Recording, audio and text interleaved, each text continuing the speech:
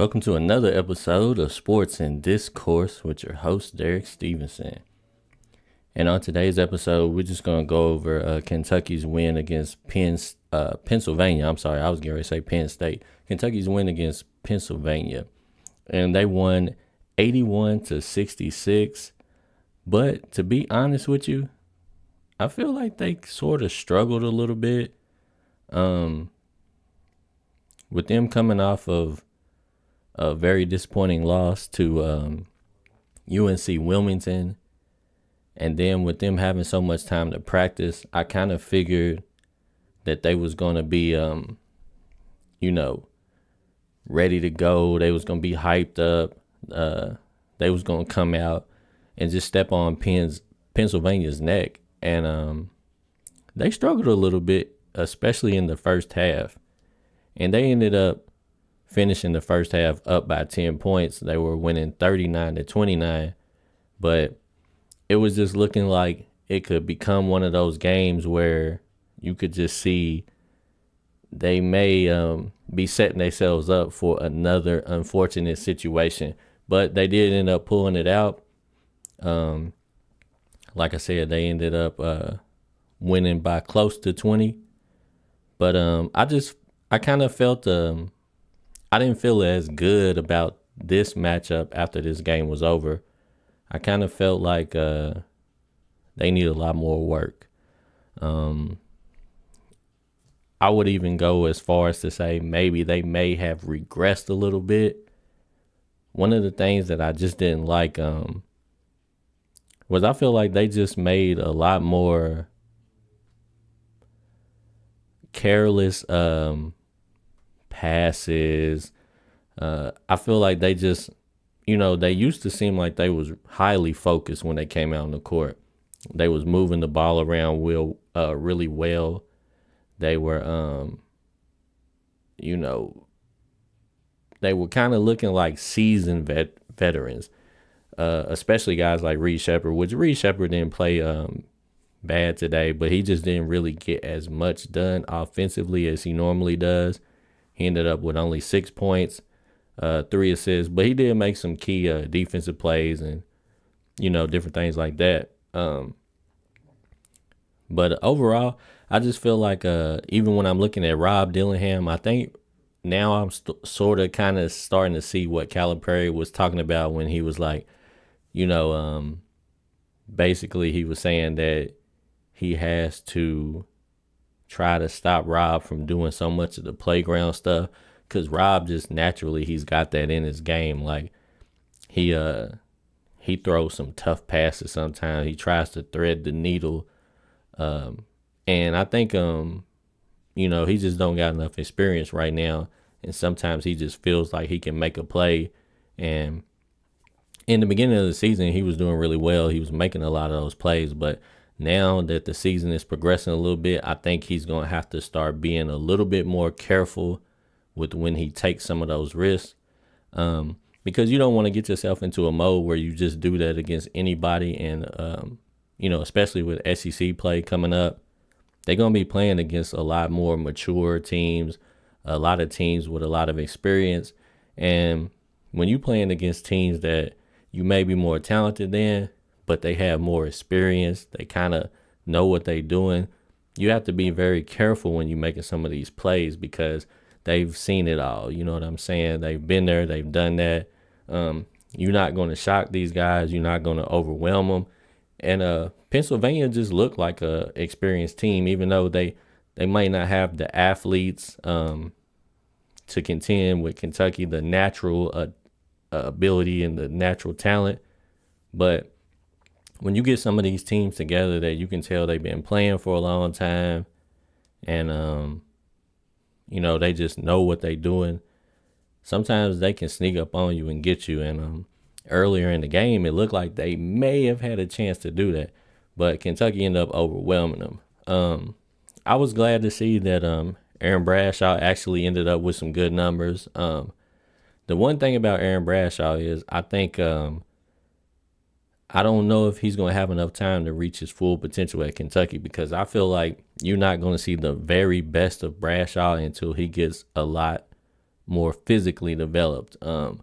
Because there was moments in the game where I felt like I was watching him and there was plays that was being made. Sometimes he was getting moved around under the basket, and I was like, he's still getting the numbers against Pennsylvania, but when he gets into SEC play, like Tennessee, they got a lot of bigger dudes, a lot of older veterans. Same with who was it? Auburn. I was looking at them, or not Auburn. It was Arizona. Just some of them teams that's gonna be out there. I know not Arizona's not on the schedule or whatever, but when I'm looking at some of these teams that they may end up coming up against in the tournament play and different things like that, that's one of the things that kind of worries me is the physical strength and the maturity level of some of these teams that they're going to play. And with Kentucky being so young, I think they got to get back to what they was doing in the beginning of the season. They got to tighten up their decision making again, because they were making some really good decisions with the basketball. They was moving the ball around, and if I feel like it has slowed down a little bit. I feel like it doesn't whip around as much as it used to. So I do think they got a lot of work to do. I still think they can be a good team because they still do have, a group of guys that's just extremely talented, and they have a high upside. So I definitely think they can still be a great team, but I do think they got to start taking practice more serious. They got to start playing more fundamentally sound basketball. But they had some good moments. Antonio Reeves played well. The only thing that worries me about Antonio Reeves is he kind of seems like there's just not like I wish he was more of a one-on-one scorer, whereas sometimes you may need him to just get you a bucket. And I feel like he still really hasn't added that to his game where he could just kind of get his own shot. But when Kentucky's moving the ball real good and he's getting open and getting to certain spots and catching, and even if he has to make one or two dribbles, he's been playing pretty efficiently lately. He might have to take one dribble and then he's shooting his little floaters or whatever it is, but he been shooting those at a high level, so he played well. I wish you could get a little more out of him though, because he doesn't really do much outside of score. So if he's not scoring, he's not really adding a whole lot to the game. Like it's not like if he's shooting the ball bad, he's going to end up getting you 5 or 6 assists. Like he just doesn't really play making. He don't really crash the glass enough for me. So I would like to see him start doing a little bit more of that. But I think for Bradshaw's second game, I know it was against Penn, but he did. He ended up with some solid numbers. I think he had, 16 and 10. Let me see, 17 and 11 actually. And I think he had like 3 blocks or something like that. So he definitely had a nice little stat sheet.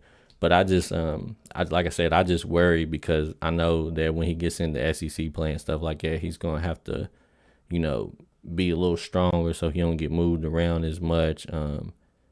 Because that's the one thing that worried me. And then when he faced up a couple of times, you could tell it just, it didn't look as fluid. Like everybody's been watching all the videos of the guy shooting, warming up, and he looked like an amazing jump shooter. But he's got to be able to translate that to actually playing in the actual game.